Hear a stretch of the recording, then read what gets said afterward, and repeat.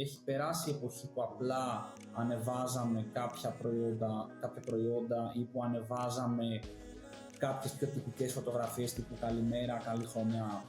Δεν θέλουμε εμείς να κάνουμε μια μεγάλη επένδυση και για τον influencer και για τα δώρα και εν τέλει να πάρουμε κάποιους followers οι οποίοι είναι άσχετοι όμως με εμάς και είτε μετά θα τους χάσουμε είτε απλά δεν θα κάνουμε ποτέ ξανά engage. Το φαινόμενο που βλέπαμε δηλαδή παλιά, αυτό που λέγαμε τότε σκρουτζομάγαζα, που ήταν μαγαζιά που είχαν 70, 80, 90% του τζίρου τους από τους σκρουτς, αυτό δεν είναι βιώσιμο.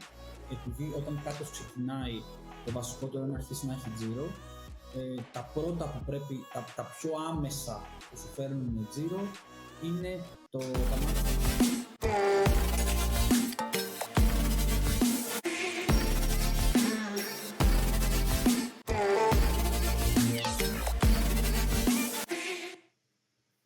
Θα ήθελα να καλησπερίσω και να ευχαριστήσω τον Ιωάννη Κισκυπελή που είναι καλεσμένος στην απόψινή εκπομπή. Καλησπέρα Ιωάννη. Καλησπέρα Γιάννη, ευχαριστώ για την πρόσκληση, ευχαριστώ και όσους μας ακούσουν και ελπίζω να φανούν χρήσιμο όλα όσα θα πούμε σήμερα. Να πούμε ότι είσαι ιδρυτής της AppCommerce, έτσι, και σύμβουλος ηλεκτρονικού εμπορίου. Αν θέλεις να μας πεις δυο λόγια για τις δραστηριότητες σου, για να σε γνωρίσει, σε ξέρει ο κόσμος στον χώρο, αλλά για κάποιους έτσι που δεν σε γνωρίζουν, και μετά να πούμε για το θέμα μας, τι θα κουβεντιάσουμε και τι θα συζητήσουμε. Τέλεια. Λοιπόν, εγώ έχω πολλά χρόνια εμπειρία πάνω στο digital marketing και ηλεκτρονικό επιχειρήν συνολικότερα. Έχω δουλέψει σε διάφορες εταιρείες. Εδώ και περίπου 2,5 χρόνια έχω την AppCommerce, το οποίο είναι ένα agency το οποίο εστιάζει κυρίως στο ελληνικό e-commerce. Βοηθάμε δηλαδή εταιρείες να μπορέσουν να πουλήσουν τα προϊόντα τους είτε στην Ελλάδα είτε και προς το εξωτερικό με κάποιους τρόπους που υπάρχουν. Και έχουμε και υπηρεσία συμβουλευτικής, που σημαίνει ότι μπορεί κάποια εταιρεία να έχει το δικό της agency και να έχει από πάνω εμάς να βοηθήσουμε σε πιο στοχευμένα πράγματα που έχουν να κάνουν με το e-commerce. Όπως για παράδειγμα μπορεί να είναι τα μεταφορικά ή μπορεί να είναι να φτιάξουμε ένα PNL ή διάφορα άλλα θέματα τα οποία μπορεί να προκύψουν. Και αντίστοιχα μπορεί να αναλάβουμε και πλήρως μια εταιρεία, τις διαφημίσεις της, τα social media της. Θα πούμε μετά και για το Scrooge κάποια πράγματα που είναι μια καινούργια υπηρεσία που προσφέρουμε τώρα. Οπότε συνολικά η AppCommerce είναι μια εταιρεία η οποία στοχεύει να βοηθάει εταιρείες στο ελληνικό e-commerce. Οπότε είσαι κατάλληλος, είσαι σχετικός, θα βλέπεις στην καθημερινότητά σου αυτά που θα κουβεντιάσουμε. Έτσι, θα πούμε 8 στρατηγικές ή τρόπους για να προσελκύσουμε αρχικά πελάτες δυνητικούς και στη συνέχεια να αυξήσουμε τις πωλήσεις, που είναι έτσι ο σκοπός και ο στόχος της κάθε επιχείρησης. Ταιριάζει σε όλους όσους πουλάνε υπηρεσίες, όσους πουλάνε προϊόντα, λιανική, χονδρική, τα πάντα, και κάποια ας πούμε είναι έτσι που ταιριάζουν σε άλλο ύφος, άλλο στυλ επιχείρησης. Αλλά θα κουβεντιάσουμε έτσι και μια λίστα που θα μας δώσει έτσι τις γνώσεις σου, θα μοιραστείς τις γνώσεις σου και κάποιες έτσι συχνές ερωτήσεις που συναντάμε πολύ συχνά έτσι με αυτές τις τεχνικές. Είσαι έτοιμος για να ξεκινήσουμε? Θέλεις να πεις κάτι ή ξεκινάω? Βεβαίως, πάμε να ξεκινήσουμε. Να πούμε απλά ότι το ελληνικό e-commerce, ιδιαίτερα κατά την περίοδο του εγκλεισμού και μετά, έχει τεράστια άνθηση. Έχουν γίνει πολλές κινήσεις από τότε και ο κόσμος είναι πολύ πιο εξοικειωμένος στο να μπορέσει να αγοράσει online. Οπότε είναι μια πολύ μεγάλη ευκαιρία για όποιον αυτή τη στιγμή έχει κάποιο κατάστημα, κάποια καταστήματα και δεν βρίσκεται online, πρέπει να έχει και online παρουσία. Ναι, οι στρατηγικές αυτές όλες που θα κουβεντιάσουμε είναι για online έτσι, προσέγγιση και στρατηγική. Ας το θεωρήσουμε δεδομένο έτσι, ότι υπάρχει, ή μπορεί να συνδυαστούν βέβαια και με ένα φυσικό κατάστημα, να συνδυάσει έτσι με κάποιες τεχνικές να προβληθεί και να προσελκύσει κόσμο για υπηρεσίες ή προϊόντα που παρέχει. Να ξεκινήσουμε με την βελτιστοποίηση μηχανών αναζήτησης, SEO. Τι είναι αυτό, πώς κάποια πράγματα, πού το βρίσκουμε, πώς το εφαρμόζουμε, τι έτσι ακριβώς συμβαίνει? Λοιπόν, το SEO, το οποίο είναι τα ακρονίμια από το Search Engine Optimization, δηλαδή βελτιστοποίηση μηχανών αναζήτησης, είναι οι ενέργειες οι οποίες κάνουμε ώστε να εμφανιζόμαστε οργανικά, δηλαδή χωρίς να πληρώσουμε, ψηλά στις μηχανές αναζήτησης. Όταν λέμε μηχανές αναζήτησης, κυρίως εννοούμε την Google φυσικά, όπου έχει ένα ποσοστό της αγοράς σίγουρα πάνω από 80%, μπορεί και περισσότερο. Υπάρχουν όμως και κάποιες άλλες μηχανές αναζήτησης οι οποίες είναι διαδεδομένες, όπως είναι η Bing, όπως έχει αρχίσει να ανεβαίνει τώρα της Microsoft λόγω και του AI, έτσι, και τα ChatGPT και αυτά. Αλλά κυρίως, σωστά, λόγω του AI, αλλά κυρίως μιλάμε για Google. Οπότε λοιπόν όλες οι ενέργειες οι οποίες κάνουμε ώστε να βοηθήσουμε τις μηχανές αναζήτησης να καταλάβουν τι έχει το site μας, ποια είναι τα προϊόντα μας, τι πουλάμε, ποιοι είμαστε, και όταν κάποιος χρήστης αναζητήσει κάτι σχετικό, να έρθουμε εμείς και να κουμπώσουμε πάνω εκεί και να εμφανίσει ουσιαστικά την κατάλληλη σελίδα στον κατάλληλο χρήστη. Έτσι, να ταιριάξουμε, να κάνουμε σωστό match. Σωστά, να καταλάβει, γιατί ουσιαστικά αυτό που θέλει η Google ουσιαστικά είναι να σερβίρει όσο το δυνατόν πιο σχετικό περιεχόμενο στο χρήστη αναλογικά με το τι έχει ψάξει. Υπάρχουν δύο βασικές κατηγορίες SEO. Είναι το on-site SEO, δηλαδή πράγματα τα οποία κάνουμε εμείς πάνω στο site μας, και το off-site SEO, δηλαδή πράγματα τα οποία κάνουμε εκτός site, τα οποία μας βοηθάνε στο να πάρουμε καλύτερη κατάταξη. Ουσιαστικά σκεφτείτε ότι είναι σαν ότι ανταγωνιζόμαστε άλλους χρήστες οι οποίοι πουλάνε παρόμοια προϊόντα με εμάς για το ποιος θα πάρει μια καλύτερη θέση. Και η Google ψάχνει να βρει ποιος είναι ο πιο κατάλληλος.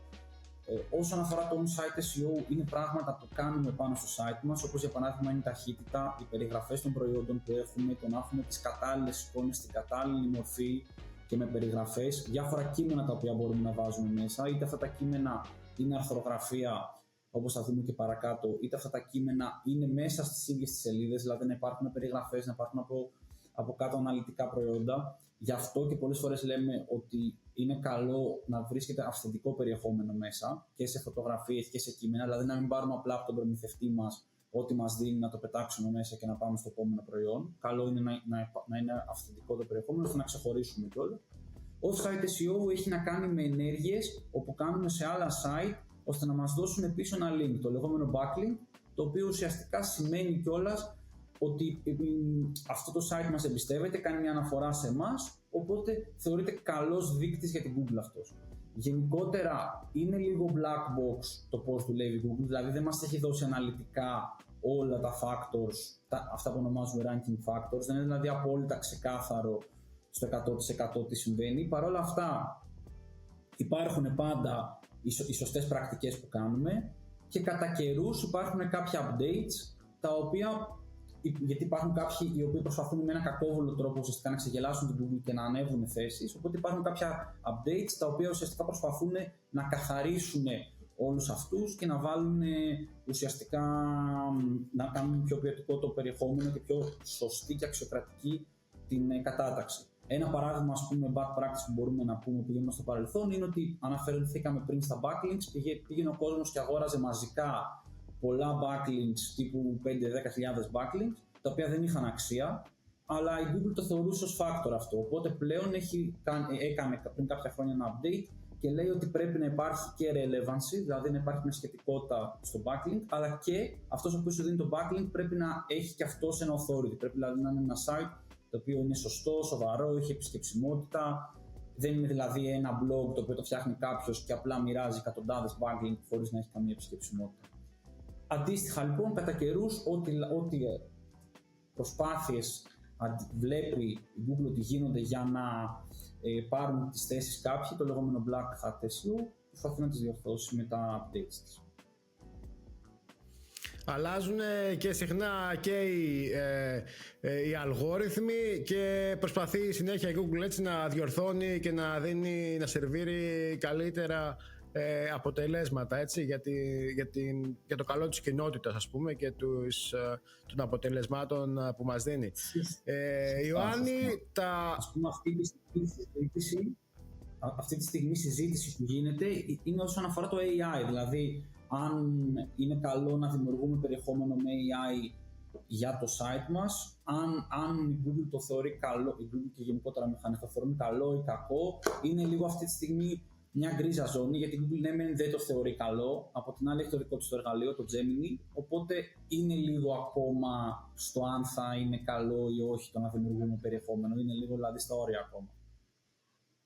Είναι στο μετέχμιο μέχρι να μπει και η δικιά της, έτσι, το δικό της AI καλά στο παιχνίδι, γιατί ας πούμε είναι ακόμα λίγο έτσι, υπάρχει λίγο ένα προβάδισμα νομίζω της Microsoft στο τομέα,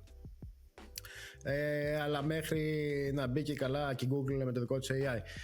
Αυτό που συνήθως ρωτάνε συχνά στο SEO είναι πόσος χρόνος απαιτείται για να δούμε αποτελέσματα.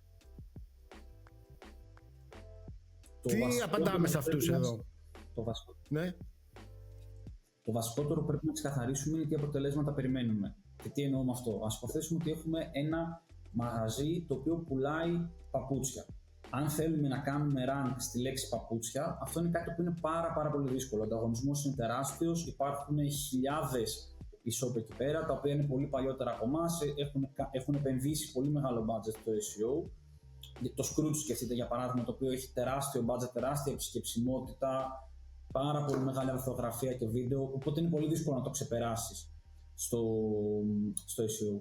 Οπότε πρέπει να πάμε σε κάποιες πιο μεγάλες φράσεις, αυτό που ονομάζουμε εμείς long term, δηλαδή να πάμε στο γυναικείες γόβες ή στο μαύρες γυναικείες γόβες και αρχικά να στοχεύσουμε σε κάποια έτσι πιο μεγάλα keywords, τα οποία όμως δίνουν value και σε εμάς. Οπότε πρέπει αρχικά να γίνει μια επιλογή σε κάποια τέτοια keywords και στην πορεία, ξεκινώντας, υπολογίζουμε περίπου 4 με 5 μήνες, άμα υποθέσουμε ότι ξεκινάμε από το 0, ώστε να αρχίσουμε να βλέπουμε κάποια αποτελέσματα σοβαρά. Δηλαδή να αρχίσουμε να βλέπουμε ότι αρχίζουμε να εμφανιζόμαστε, ότι αρχίζουμε να ίσως σε κάποια keywords να πιάνουμε και πρώτη σελίδα. Αυτό πάντα παίζει φυσικά ρόλο και ο ανταγωνισμός, παίζουν πολλά πράγματα ρόλο, δηλαδή δεν είναι κάτι που μπορούμε να το πούμε έτσι. Αλλά σίγουρα θέλει 4-5 μήνες για να αρχίσουμε να βλέπουμε τα πρώτα αποτελέσματα. Γιατί σκεφτείτε ότι και οι ανταγωνιστές μας αντίστοιχα συνεχίζουν και κάνουν ενέργειες. Το SEO δεν είναι κάτι το οποίο κάνεις μια φορά και το αφήνεις, πρέπει συνεχώς να κάνεις ενέργειες, συνεχώς να βελτιώνεσαι, αλλιώς θα έρθει κάποιος ανταγωνιστής και θα σε ξεπεράσει. Και όπως λες, έτσι, μια καλή πρακτική είναι να στοχεύουμε σε πιο συγκεκριμένες λέξεις κλειδιά, από το να πούμε ευρύτερα παπούτσια, να πούμε γυναικεία μαύρα παπούτσια. Είναι κάτι άλλο έτσι που μπορούμε να δώσουμε κάποια tips πώς μπορούν να γίνουν στρατηγικές επιτυχημένες πάνω στο SEO? Έτσι, το βασικότερο που πρέπει να κάνουμε είναι να φροντίσουμε το site μας να είναι τέλειος από άποψη ταχύτητας, δηλαδή όλο αυτό το τεχνικό κομμάτι του SEO, ταχύτητας, backlinks, να είναι όλα σωστά δομημένα μέσα στο site, και από εκεί και πέρα θα πρέπει να έχουμε υπομονή και κάποιο budget να επενδύσουμε ώστε να φροντίσουμε να κάνουμε και τα backlink μας, να φέρουμε και traffic εξωτερικά ουσιαστικά για να μπορέσουμε να ανέβουμε. Άλλο έτσι που σχετίζεται μια επόμενη στρατηγική είναι το marketing περιεχομένου, το content marketing, και έχει να κάνει και με το SEO έτσι κατά κάποιο τρόπο. Σε αυτή την στρατηγική, έτσι, σε αυτόν τον τρόπο μπορούμε έτσι να δώσουμε λίγο σε τι πάνω δουλεύουμε, έτσι ώστε να βγούμε ψηλά, να προωθήσουμε προϊόντα, υπηρεσίες. Λοιπόν, εδώ ουσιαστικά τι είναι το marketing περιεχομένου? Είναι ότι δημιουργούμε χρήσιμο περιεχόμενο είτε πάνω στο site μας, για παράδειγμα χρησιμοποιούμε κάποια infographics, χρησιμοποιούμε κάποια κείμενα, είτε εκτός site, για παράδειγμα όπως αναφερθήκαμε και πριν για τα backlink, μπορούμε να πάμε να κάνουμε κάποιο advertorial σε κάποια ηλεκτρονική εφημερίδα ή σε κάποιο ενημερωτικό site.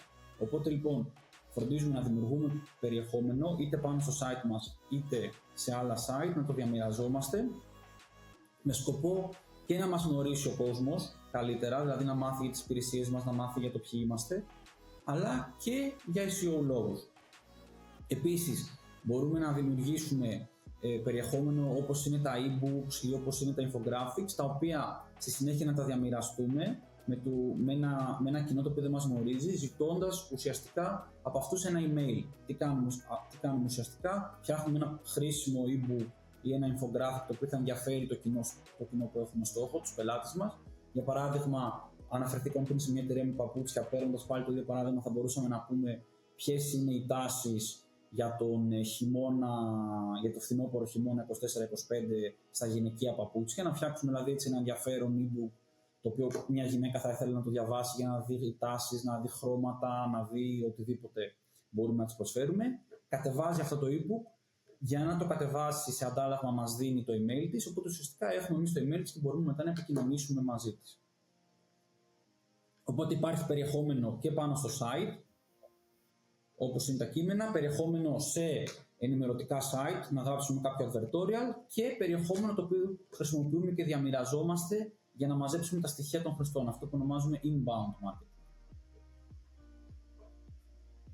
Στην ουσία να δώσουμε έτσι τους δυνητικούς πελάτες κάποιο χρήσιμο περιεχόμενο και τα παπούτσια θα μπορούσαν να ήταν, ας πούμε, πώς συνδυάζω σωστά τα μαύρα παπούτσια, πώς επιλέγω τα κατάλληλα μαύρα παπούτσια, και σε αντάλλαγμα έτσι για αυτή την πληροφορία να πάρουμε στοιχεία, όπως είπε email, για δυνητικούς πελάτες που θα μπορούσε να έχει η επιχείρησή μας.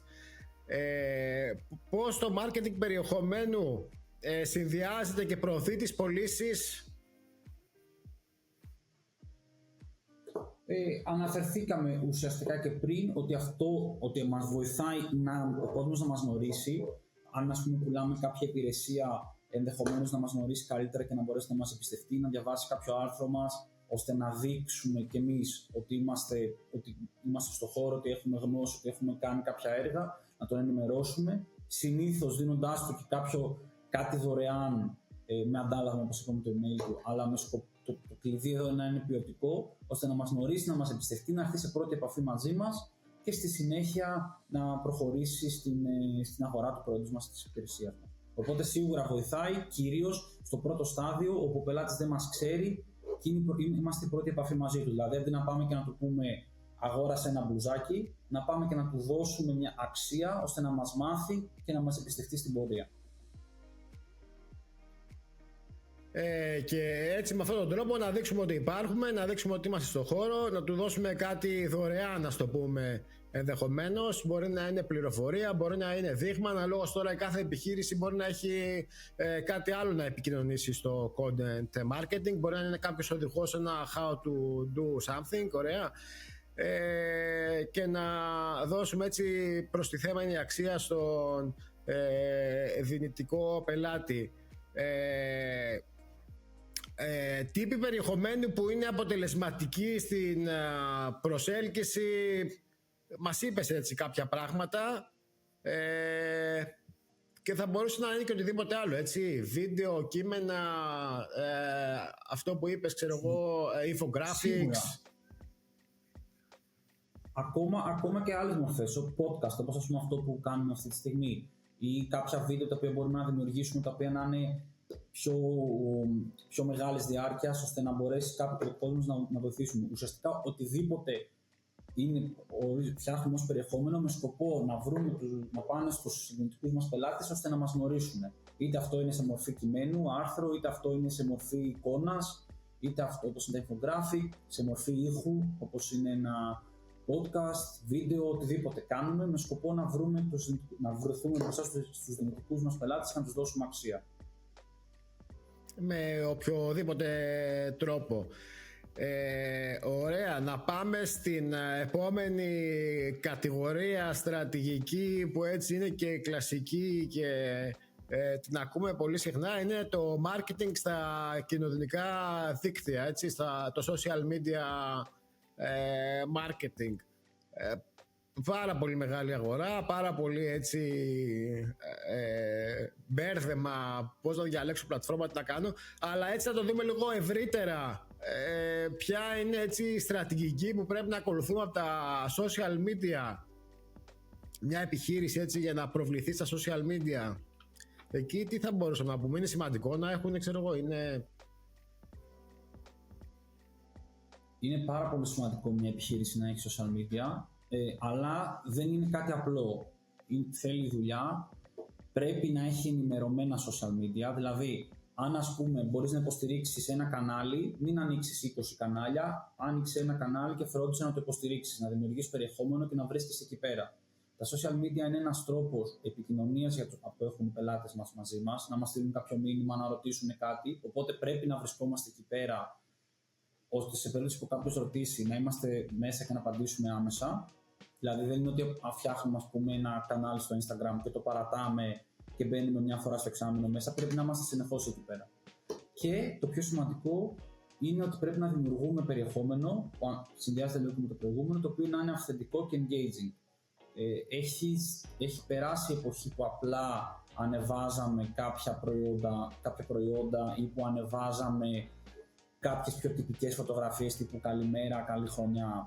Αυτό έχει περάσει πλέον αυτή η εποχή και πλέον βρισκόμαστε σε μια εποχή όπου ο κόσμος αυτό που θέλει να βλέπει είναι αυθεντικό περιεχόμενο. Ξεκίνησε από το TikTok όλο αυτό, γιατί μέχρι πριν ήταν κυρίως σε εικόνα, πλέον έχει γυρίσει και το Instagram και το Facebook σε βίντεο, οπότε μιλάμε για ανάγκη δημιουργίας βίντεο και αυθεντικού βίντεο, το οποίο δεν είναι αυτό το στημένο που βλέπαμε και έχουμε στο μυαλό μας που μπορεί να είναι μια τηλεοπτική διαφήμιση. Μιλάμε για κάτι απλό, ακόμα και το να κάνουμε κάτι το οποίο μπορεί να φαίνεται και λίγο χαζό στο μάτι, ένα αστείο χώρο ή πώς είναι η ζωή μέσα στο μαγαζί, να κάνουμε διάφορα σκετσάκια που μας έχουν τύχει στο μαγαζί του τύπου ο περίεργος πελάτης, ο τάδε πελάτης, ο αγοροξυπνημένος πελάτης. Υπάρχουν διάφορα τέτοια σκηνικά τα οποία γίνονται viral στο TikTok και δημιουργούν ουσιαστικά και πολύ awareness, αλλά και μας μαθαίνει ο κόσμος. Ένα πολύ χαρακτηριστικό παράδειγμα είναι ας πούμε το Σκορπιός που έγινε πριν από λίγο καιρό, που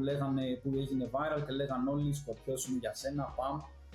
Δηλαδή ουσιαστικά τι έγινε, αυτοί δημιουργήσανε ένα βίντεο μέσα από το μαγαζί τους.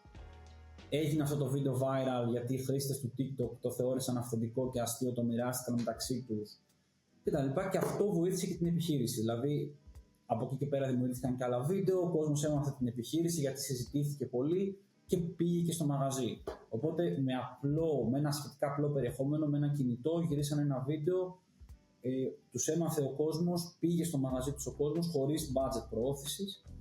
Κάπως έτσι είναι η ιδανική χρήση των social media, δηλαδή ουσιαστικά απλά να ενημερώσουμε τον κόσμο, να δημιουργήσουμε και χρήσιμο περιεχόμενο, όχι μόνο αστείο περιεχόμενο, έτσι, και χρήσιμο περιεχόμενο, αλλά να δημιουργήσουμε αυτό το περιεχόμενο ώστε να έρθει ο χρήστης μπροστά. Οπότε αυτό που θέλω εγώ να κρατήσουμε είναι ότι πρώτον πρέπει να έχουμε κανάλια, ότι τα κανάλια που έχουμε πρέπει να είναι σχετικά με την επιχείρησή μας. Δηλαδή, αν έχουμε ένα μαγαζί που πουλάει παπούτσια, λέμε πάλι για παράδειγμα, μην ανοίξετε LinkedIn κανάλι, αν δεν μπορείτε να το έχετε ενημερωμένο. Καλύτερα Instagram, TikTok και Facebook, κρατήστε αυτά τα κανάλια να μπορεί να σας στείλει ένα μήνυμα και να ανεβάζετε, αν όχι καθημερινά, τουλάχιστον 2-3 φορές την εβδομάδα περιεχόμενο, βίντεο και φωτογραφίες. Βγαίνουμε από τη λογική του πολυσιακού καθαρά, δηλαδή το να πετάμε απλά προϊόντα. Δημιουργούμε και βίντεο και εικαστικά τα οποία να δίνουν χρήσιμα tips πάλι, πώς συνδυάζουμε τα παπούτσια, ποια είναι τα καλύτερα παπούτσια, προτάσεις για παπούτσια, πάλι πιάνουμε ή αντίστοιχα για οποιαδήποτε υπηρεσία, και φροντίζουμε να είμαστε εκεί και να απαντάμε. Οι χρήστες των social media περιμένουν σχετικά άμεσα απάντηση, δεν είναι σαν το τηλέφωνο που περιμένουμε εκείνη τη στιγμή απάντηση, αλλά θεωρούν ότι αν μας στείλουν ένα μήνυμα μέσα σε 1-2 ώρες, αν είναι φυσικά σε εργάσιμες ώρες, περιμένουμε μια απάντηση. Οπότε φροντίζουμε συνεχώς να παρακολουθούμε τι γίνεται εκεί πέρα. Και σίγουρα είναι και κανάλια πωλήσεων, όπως είπαμε και πριν, οργανικά, δηλαδή χωρίς budget να μπορέσουν να μας φέρουν πωλήσεις. Σίγουρα Ιωάννη, στα τέτοια που λες στα social θα πρέπει να ξεκινήσουν με όσα μπορούν να διαχειριστούν, γιατί καμιά φορά δεν υπάρχουν οργανωμένες μονάδες marketing πίσω από κάθε επιχείρηση. Καλό είναι να ξεκινήσουν με μια πλατφόρμα, να μπουν δεύτεροι, και εφόσον έχουν έτσι να διαθέσουν χρόνο, να πάνε και σε επόμενες πλατφόρμες. Είναι χειρότερο, ας πούμε, να έχεις πολλές πλατφόρμες και να είναι ανενεργές και εγκατελειμμένες, να έχεις παρουσία δηλαδή σε πολλές πλατφόρμες και να είναι εγκατελειμμένες. Και έτσι να συμπληρώσω και εγώ ότι από τα social media περιμένει ο κόσμος να δει κάτι διασκεδαστικό, που συνήθως έτσι διασκεδάζουμε στα social, να μάθουμε κάποια tips, γρήγορες πληροφορίες, short, έτσι, content, short form content, για να πάρει πληροφορίες για το προϊόν, για την υπηρεσία μας, να το διασκεδάσουμε, να μας γνωρίσει και να δουλέψουμε πάνω σε αυτά μέσω, έτσι, των social media. Αυτές οι πλατφόρμες πώς βοηθάνε να αυξήσουμε τις πωλήσεις μας? Έτσι μπορούμε να δώσουμε μια εξήγηση πώς βοηθάνε τα social media, πώς υποστηρίζουν, ας πούμε, έτσι, τις πωλήσεις? Είναι βέβαια αυτά που λέμε. Αρχικά είναι ουσιαστικά μέσα τα social media που μας γνωρίζει καινούριος κόσμος, έτσι, από αυτά τα βίντεο που αναφέραμε και πριν και όλο αυτό το χρήσιμο περιεχόμενο. Είναι ένα μέρος στο οποίο μπορεί ο κόσμος να μας εμπιστευτεί, δηλαδή να δει ότι όντως υπάρχουν όλες τις πληροφορίες, ότι από κάτω υπάρχουν σχόλια που γράφουν ή από ότι έχουμε κάποιο περιεχόμενο το οποίο είναι UGC, User Generated Content, δηλαδή από πελάτες μας που μας στέλνουν φωτογραφίες και τις ανεβάζουμε, που δείχνουν ότι ουσιαστικά εκτίμησαν το προϊόν. Και μας μαθαίνουν και φυσικά μπορεί να γίνει και απευθείας αγορά, έτσι, δηλαδή υπάρχουν καταστήματα τα οποία δουλεύουν μόνο μέσω Instagram χωρίς να έχουν καν site, με μηνύματα, δηλαδή ανεβάζουν ένα προϊόν και στέλνουν μηνύματα από κάτω κόσμος και λέει OK, πόσο κάνει αυτό, μπορείς να μου στείλεις ένα προϊόν εκεί πέρα, και το στέλνουν με την καταβολή, ή αν δεν έχουν site εννοώ, για να μπει μέσα σε κάποιο payment gateway. Οπότε ουσιαστικά υπάρχουν επιχειρήσεις που στηρίζονται αποκλειστικά στα social media. Σίγουρα είναι ένα κανάλι το οποίο είναι πολύ πολυσιακό. Ιωάννη, ένα άλλο έτσι συχνό φαινόμενο και μια απορία που έχουν οι ιδιοκτήτες, και συνήθως είναι αυτοί που πρωτοξεκινάνε, είναι ποια πλατφόρμα να διαλέξω, επειδή είναι άπειρες και λέγαμε και πριν, μας έλεγες και πριν, ότι καλό είναι να ξεκινάμε έτσι όπου φτάνει ο χρόνος μας και όπου φτάνει ο χρόνος μας. Πώς να διαλέξουμε πλατφόρμες, από πού ξεκινάμε, ποιο κριτήριο έτσι πρέπει να έχουν οι επιχειρήσεις? Και εδώ μπορούμε να δώσουμε κάποιες συμβουλές. Λοιπόν, αρχικά όντως οι πλατφόρμες είναι άπειρες, είναι πάρα πολλές οι πλατφόρμες που βρίσκονται εκεί πέρα έξω. Σίγουρα, εντάξει, εδώ η απάντηση είναι εξαρτάται, αλλά το βασικότερο είναι ότι αν πουλάμε κάποιο προϊόν, ξεκινάμε από Instagram, Facebook, που είναι της Meta, ουσιαστικά είναι η ίδια εταιρεία, και TikTok, από εκεί. Αν πουλάμε κάποια υπηρεσία, ενδεχομένως το LinkedIn να είναι ένα καλύτερο εργαλείο για εμάς. Και πάλι εξαρτάται τι υπηρεσία πουλάμε, αλλά είναι ένα εργαλείο το οποίο βρίσκουμε περισσότερο κόσμο εκεί πέρα. Οπότε, ανάλογα τι πουλάμε, επιλέγουμε και τη σωστή. Δηλαδή, το βασικότερο είναι ποιο είναι το κοινό μας και πού βρίσκεται το κοινό μας. Μετά, ένα άλλο κριτήριο είναι με το κοινό μας ποιες είναι οι ηλικίες του. Δηλαδή, αν εμείς πουλάμε προϊόντα που απευθύνονται σε εφήβους 13, 15, 16 χρονών, δεν θα πάμε στο Facebook και στο LinkedIn. Το TikTok είναι το κανάλι μας, όπου τα περισσότερα παιδιά αυτής της ηλικίας βρίσκονται εκεί πέρα.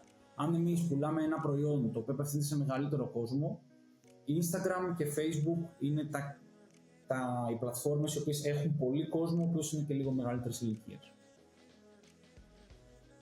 Οπότε ποιο είναι το target ηλικιακό, έτσι, group που έχουμε? Αν είναι B2C ή B2B, είναι ένα κριτήριο για να διαλέξουμε πλατφόρμα και να δούμε πού είναι, έτσι, οι δυνητικοί πελάτες της επιχείρησής μας.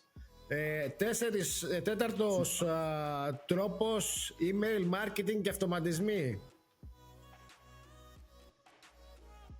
Λοιπόν, το email marketing είναι ένα αρκετά παρεξηγημένο μέσο. Δουλεύει πάρα πολύ και δουλεύει πολύ καλά.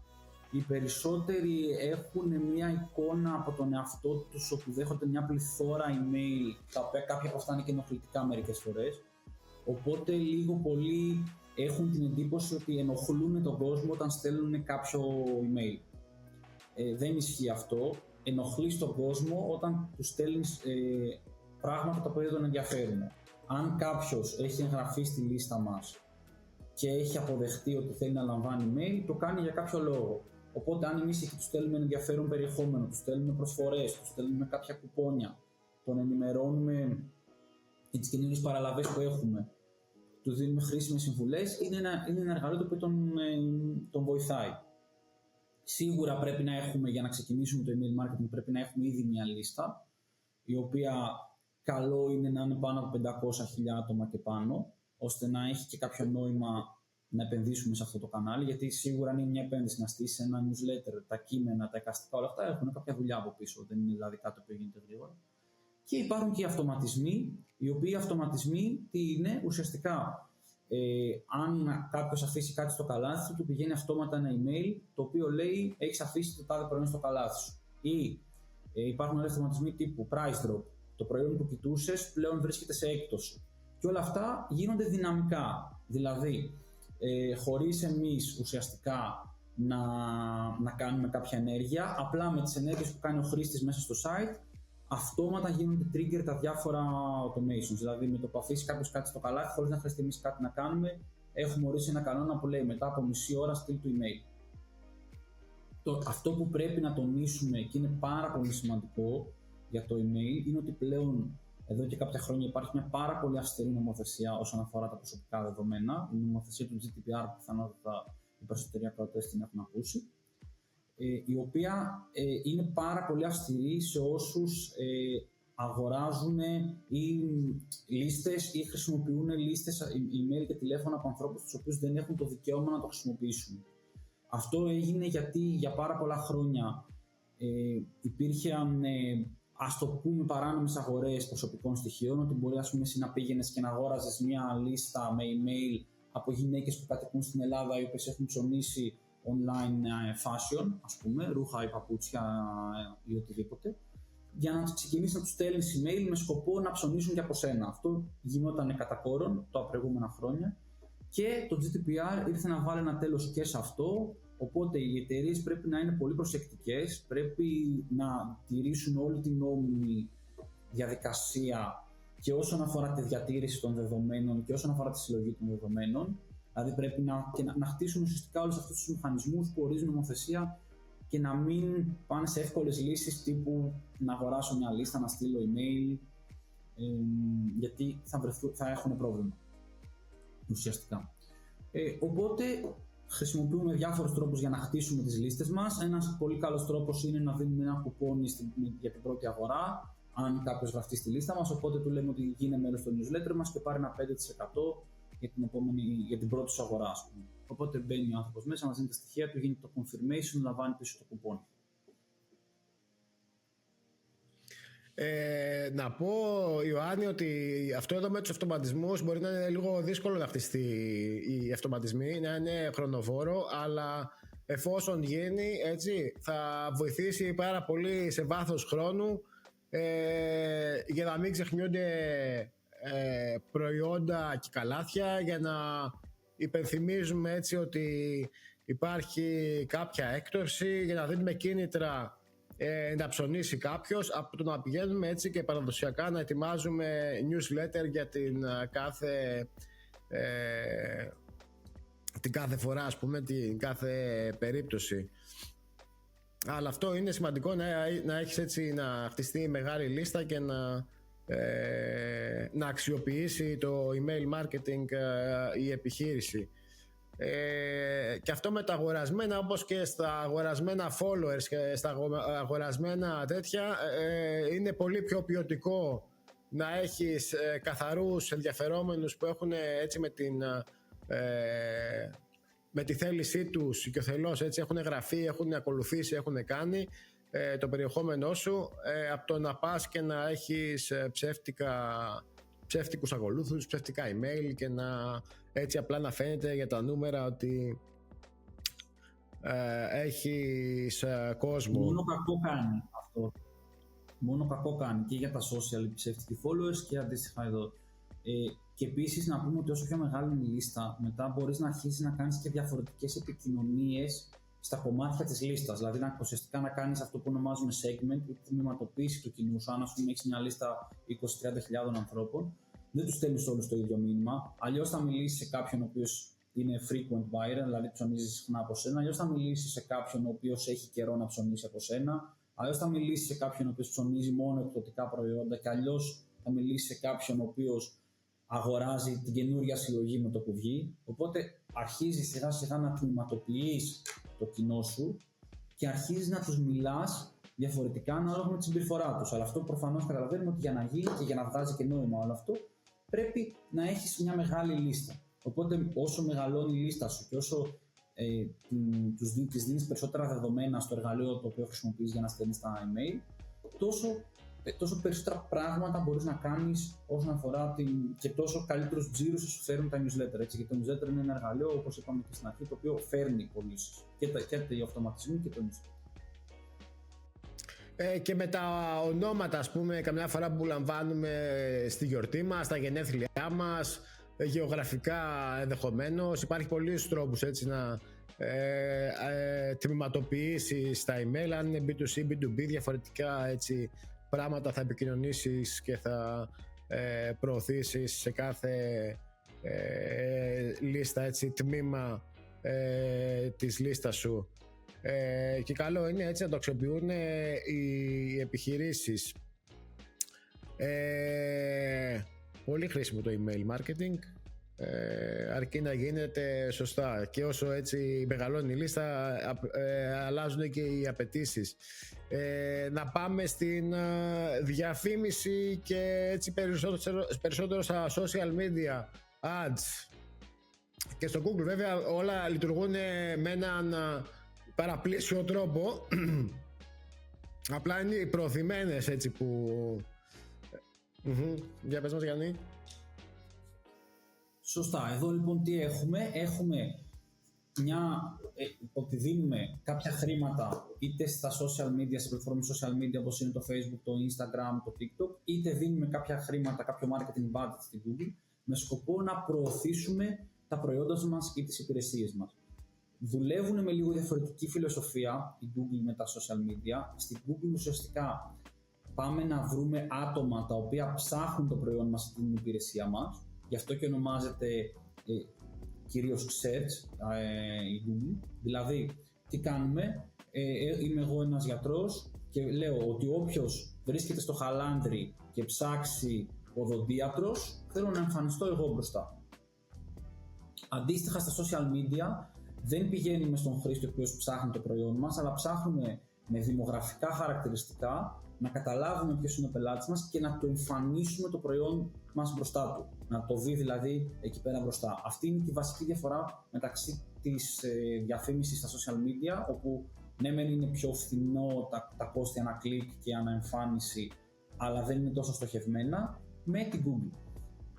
Από αυτό καταλαβαίνουμε ότι αν ας πούμε κάποιος πουλάει υπηρεσίες ή αν πουλάει επώνυμο προϊόν όπου ο κόσμος θα το ψάξει, θα πρέπει να δώσει μεγαλύτερο βάρος προς την Google. Αντίστοιχα, αν κάποιος πουλάει ένα προϊόν το οποίο δεν είναι επώνυμο ή είναι κατασκευαστής ο ίδιος και κατασκευάζει προϊόντα, τότε δίνει περισσότερο βάρος προς τα social media με σκοπό να έρθει μπροστά στα μάτια των δυνητικών αγοραστών. Και πληρώνουμε λοιπόν κάποιο marketing budget είτε στην Google είτε στα social media είτε και στα δύο, με σκοπό να φέρουμε φυσικά πίσω τα επιθυμητά αποτελέσματα. Είτε αυτά είναι πωλήσεις, είτε αυτά είναι κάποια leads, ενδεχομένως τηλέφωνα ή κάποιες συμπληρωμένες φόρμες.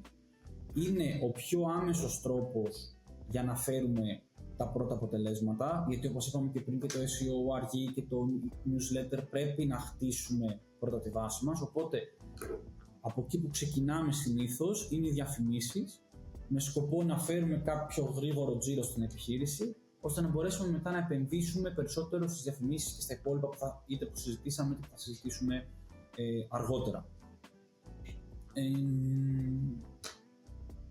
Αυτό το πρώτο κομμάτι. Σίγουρα η διαφήμιση, όπως είπαμε, είναι ο πρώτος πυλώνας που φέρνει τον πρώτο κόσμο στο site, γιατί στην αρχή όταν ξεκινάμε δεν μας ξέρει κάποιος, οπότε φέρνουμε κόσμο στο site και έφερουμε τις πρώτες μας πωλήσεις.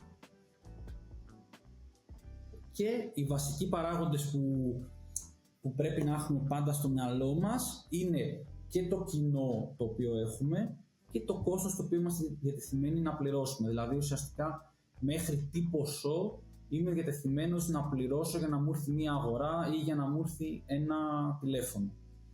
Και αυτά πρέπει να τα ξέρουμε από πριν, να τα ξέρει και ο άνθρωπος που διαχειρίζει τις διαφημίσεις μας, ώστε να κάνει τις αντίστοιχες ενέργειες. Υπάρχει ένα metric το οποίο χρησιμοποιούμε συνήθως στις διαφημίσεις, το οποίο ονομάζεται ROAS, Return on Advertising Spend, και είναι το πόσα χρήματα παίρνουμε πίσω για κάθε ευρώ που δίνουμε. Άρα λοιπόν, αν πούμε ότι έχουμε ένα ROAS 4 ή 400%, σημαίνει ότι έχουμε επενδύσει, για κάθε ευρώ που έχουμε επενδύσει, έχουμε πάρει πίσω 4. Δηλαδή, αν έχουμε δώσει 1.000 ευρώ στην Google, μας έχει δώσει πίσω 4.000 ευρώ.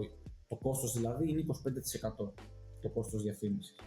Οπότε εκεί πάνω εμείς πρέπει να ορίσουμε, πρέπει να αρχικά ο επιχειρηματίας να ξέρει μέχρι πού μπορεί να φτάσει, μέχρι πόσα χρήματα μπορεί να δώσει για μια αγορά ή μέχρι τι ROAS μπορεί να σηκώσει, και να το συζητήσει μετά με τον διαφημιστή του για να δει να δουν και τα budget και τη στόχευση, τα κανάλια και όλα αυτά. Ιωάννη, στις διαφημίσεις κάτι που έτσι μπερδεύει και ρωτάνε πολύ συχνά είναι το pay per click. Σε αυτό μπορούμε να εξηγήσουμε τι ακριβώς είναι, πώς λειτουργεί στη διαφήμιση και στα social, υπάρχει και στην Google. Ουσιαστικά στη Google ο τρόπος που ξεκινήσαμε να πληρώνουμε και που συνεχίζεται ακόμα και τώρα να υπολογίζεται το κόστος που μας χρεώνει η Google, όχι πάντα, αλλά στις περισσότερες φορές, γιατί υπάρχουν και κάποιες διαφημίσεις που δεν χρεώνονται έτσι, είναι το click. Δηλαδή η Google στους περισσότερους τύπους διαφημίσεων μας χρεώνει όχι με την εμφάνιση, αλλά με το click. Κάθε φορά που κάποιος χρήστης θα κλικάρει. Στα social media χρεωνόμαστε με βάση τις προβολές. Οπότε ουσιαστικά αυτή είναι και η βασική διαφορά, ότι η Google έχει ένα μοντέλο χρέωσης, ξαναλέω, στις περισσότερες καμπάνιες, όχι σε όλες, που σε χρεώνει με το click, και από εκεί βγήκε και ο όρος PPC ή pay per click, γιατί πληρώνουμε με το click, ενώ αντίστοιχα τα social media κάνουν πάντα αναλογικά με τις προβολές που θα πάρεις. Υπάρχουν φυσικά η δυνατότητα να ζητήσεις να κάνεις optimize για πωλήσεις ή για traffic ή για engagement ή οτιδήποτε, αλλά βασικά μας χρεώνει με βάση το κομμάτι των προβολών, τα social media. Τώρα το πόσο θα πληρώσουμε το click στην Google εξαρτάται πάλι από κάποιους παράγοντες. Ουσιαστικά σκεφτείτε ότι είναι ένα auction, ότι είναι μια δημοπρασία και υπάρχουν μέσα διάφοροι παράγοντες οι οποίοι παίζουν ρόλο, όπως το πόσο είμαστε διατεθειμένοι να πληρώσουμε, το πόσο καλό και γρήγορο είναι το site μας, το πόσο σχετική είναι το keyword που έχει ψάξει ο χρήστης με τη διαφήμισή μας και κάποιοι άλλοι παράγοντες. Πόσος ανταγωνισμός υπάρχει στο προϊόν που θέλουμε και στις λέξεις κλειδιά που θέλουμε να εμφανιστούμε και ούτω καθεξής. Υπάρχουν στον τρόπο έτσι που βάζουμε διαφημίσεις πράγματα που πρέπει να προσέξουμε και να υπολογίσουμε για να είναι έτσι οι καμπάνιες μας πιο αποδοτικές, να ζητάμε έτσι κάποια ενέργεια, πώς έτσι οι διαφημίσεις μπορούν να γίνουν πιο αποτελεσματικές και αποδοτικές? Για να γίνουν πολύ αποδοτικές, το πρώτο που πρέπει να κάνουμε σίγουρα είναι να κάνουμε ένα σωστό marketing setup. Δηλαδή κάθε εργαλείο έχει τους δικούς του trackers. Το Facebook και το Instagram έχουν το ονομαζόμενο Facebook Pixel, το οποίο στείλουμε και δίνουμε στο Facebook τη δυνατότητα να καταλάβει τι γίνεται μέσα στο site, αλλά και να αντιστοιχίσει τους επισκέπτες του site με προφίλ στο Facebook. Έτσι δουλεύει ουσιαστικά και το remarketing, αλλά και καταλαβαίνει πότε έχουν έρθει πωλήσεις. Η Google έχει τους δικούς της trackers, είτε τους conversion trackers, είτε μέσα από το analytics μπορούμε να τραβήξουμε δεδομένα. Το TikTok έχει το δικό του pixel. Γενικότερα, το πρώτο πράγμα που πρέπει να κάνουμε είναι να στήσουμε όλο το marketing stack σωστά. Δηλαδή να μετράνε τα πάντα σωστά. Από εκεί και πέρα παίζει μεγάλο ρόλο όταν δεν παίζουμε με καταλόγους, δηλαδή με όλα τα προϊόντα, παίζει πολύ μεγάλο ρόλο το εικαστικό ή το βίντεο που θα έχουμε. Πρέπει δηλαδή να είναι engaging, να σταματήσει ο χρήστης. Και πρέπει να είναι ξεκάθαρο, το ξαναλέω, το είπαμε και πριν, το τι περιμένουμε και μέχρι ποιο ποσό είμαστε διατεθειμένοι να πληρώσουμε. Δηλαδή, με τι ποσό είμαστε, είτε με τι ROAS, είτε με κόστος αναγορά, είμαστε ευχαριστημένοι και η επιχείρηση δεν μπαίνει μέσα. Αυτό ουσιαστικά καθορίζει, αυτός είναι και ο παράγοντας που καθορίζει τη στρατηγική που θα τρέξουμε στις διαφημίσεις. Να πω έτσι κάποια επιπλέον πραγματάκια να στηθούν σωστά και οι διαφημίσεις αλλά και οι πλατφόρμες για να παρακολουθούμε την επισκεψιμότητα που μας έρχεται από την Google, που μας έρχεται από τα Facebook, πώς δράνε αυτά τα cookie και τα tracker που λέμε, για να μπορούμε έτσι να πάρουμε σωστά αποτελέσματα και να μην κοιτάμε μόνο, ας πούμε, traffic και δεν ξέρουμε τι μας γίνεται. Και επίσης οι καμπάνιες αυτές που έχουν και βίντεο, τα πρώτα δευτερόλεπτα είναι που θα αποφασίσει ένας, τα πρώτα 1, 2, 3 δευτερόλεπτα που θα αποφασίσει αν θα δει το βίντεο ή θα το κάνει skip, έτσι, θα φύγει. Οπότε να έχει καλό hook, έτσι, αυτό που θα πιάσει το ενδιαφέρον του καταναλωτή. Σε αυτό που λέμε το remarketing και... πες μου, Γιάννη. Καλό hook και call to action στο τέλος, απλά να πω. Δηλαδή ότι στο τέλος, όταν κλείνει το βίντεο, πρέπει να πούμε ότι μπες στο site και αγόρασε, πάρε τώρα τηλέφωνο, δηλαδή να δώσουμε ένα call to action στο χρήστη. Να είναι ξεκάθαρο τι του ζητάμε, έτσι. Δείξαμε το προϊόν, δείξαμε την υπηρεσία μας, παρουσιάσαμε κάτι. Να είναι ξεκάθαρο τι θέλουμε, ποια θέλουμε να είναι η επόμενη ενέργεια του χρήστη, έτσι, ή αυτού που μας ακολουθεί στη σελίδα. Αυτό που είπες για επαναστόχευση και remarketing, το ακούμε, τι είναι, έτσι, μπορούμε να δώσουμε κάποια πληροφορίες. Τι είναι λοιπόν το remarketing? Σίγουρα μας έχει τύχει κάποια φορά να μπούμε σε ένα site, να δούμε ένα προϊόν, να το βάλουμε στο καλάθι, να το αφήσουμε και μετά αυτό το προϊόν να μας ακολουθεί παντού. Είτε στα social media, είτε σε άλλα site και να το βλέπουμε συνεχώς μπροστά μας. Από τεχνικής πλευράς, όταν στείνεις μια τέτοια καμπάνια, ονομάζεται καμπάνια remarketing. Δηλαδή, ζητάς από το χρήστη ο οποίος έχει βάλει κάποιο προϊόν στο καλάθι του ή έχει δει ένα συγκεκριμένο προϊόν, το ξαναφέρνεις μπροστά του, γιατί οι χρήστες, καλώς ή κακώς, όταν είναι στο ίντερνετ, μπορεί δεν έχουν την προσοχή τους εκεί πέρα. Μπορεί κάτι να γίνει και να ξεχαστούν από το να θέλουν να το αγοράσουν από τον υπολογιστή γιατί δυσκολεύονται το κινητό και να το ξεχάσουν μετά, από ότι μπορεί να το δουν σε κάποια στιγμή που δεν είναι η κατάλληλη στιγμή για να προχωρήσουν σε κάποια αγορά. Θέλουν να το σκεφτούν περισσότερο, υπάρχουν πολλοί λόγοι. Γι' αυτό λοιπόν φτιάχνουμε αυτές τις καμπάνιες, οι οποίες στοχεύουν τους χρήστες οι οποίοι έχουν κάνει μια συγκεκριμένη ενέργεια, αλλά δυναμικά με το προϊόν το οποίο βλέπανε. Οπότε ουσιαστικά δεν τους λέμε απλά μπες στο site μας, αλλά τους δείχνουμε το προϊόν το οποίο έχουν αφήσει στο καλάθι του. Συνήθως με κάποιο μήνυμα που θέλει λίγο να βγάλει και ένα urgency και ένα scarcity, δηλαδή ότι πρόλαβε τα τελευταία κομμάτια, τελειώνουν, πρόλαβε το μέγεθός σου, κάπως έτσι. Και ο σκοπός ουσιαστικά είναι να πιάσουμε τον χρήστη ο οποίος είχε κάνει την ενέργεια αλλά δεν την ολοκλήρωσε, να τον κάνουμε να την ολοκληρώσει. Είναι από τις πιο πετυχημένες καμπάνιες αυτές, γιατί όπως καταλαβαίνουμε δεν απευθυνόμαστε σε ένα κοινό κρύο που δεν μας ξέρει, αλλά απευθυνόμαστε σε ένα κοινό το οποίο έχει μπει στη διαδικασία να μπει στο site μας, να βάλει κάποιο προϊόν στο καλάθι του και απλά να το αφήσει. Και είναι και πολύ έξυπνα, γιατί καμιά φορά τα ψάχνουμε στο Google και τα βρίσκουμε στα social, ή το ανάποδο, ή τα κουβεντιάζουμε και εμφανίζονται μπροστά μας, ή συνδεόμαστε σε ένα Wi-Fi και αντίστοιχα παίρνουμε συγκεκριμένη πληροφορία. Οπότε υπάρχει πολύ αλγόριθμος από πίσω σε αυτό το remarketing και την επαναστόχευση, που άμα την αξιοποιήσουν οι επαγγελματίες και οι επιχειρήσεις θα δουν σίγουρα πολλά ωφέλη. Όσον αφορά την συχνότητα, γιατί αυτό έχει να κάνει και πόσες φορές άφησα ένα προϊόν στο τέτοιο, πόσες φορές να το ξαναδείξω, ή με τις διαφημίσεις στα social που λέμε πόσο συχνά να παίξει μια διαφήμιση σε μια περιοχή, έτσι, σε μια γεωγραφική περιοχή. Εκεί έχει κάποια έτσι καλή πρακτική να μην ενοχλούμε, να είναι ευχάριστοι στους χρήστες, στους δυνητικούς πελάτες.